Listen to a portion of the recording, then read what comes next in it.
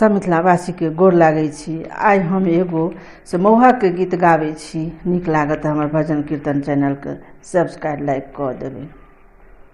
बड़की लेता खीरो खाय में बड़की लेता बड़की लेता घड़ी लेता बड़ साइकिल लेता साइकिल में पंपो लगा के लेता बड़की लेता खीरो खाय में बड़की लेता बड़की लेता हाथी लेता बड़ घोड़ा लेता बहिन के चढ़ैले गदहा लेता बड़की लेता खीरो खाय में बड़की लेता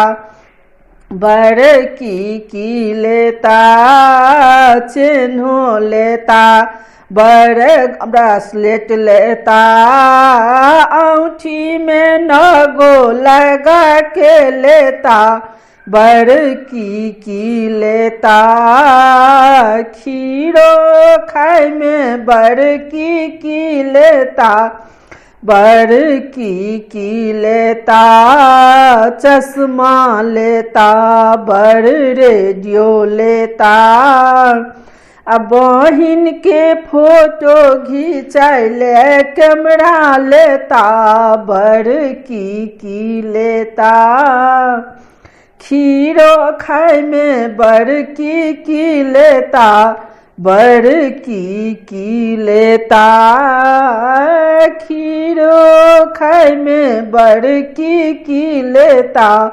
बड़की लेता। जय मिथिला जय मैथिल।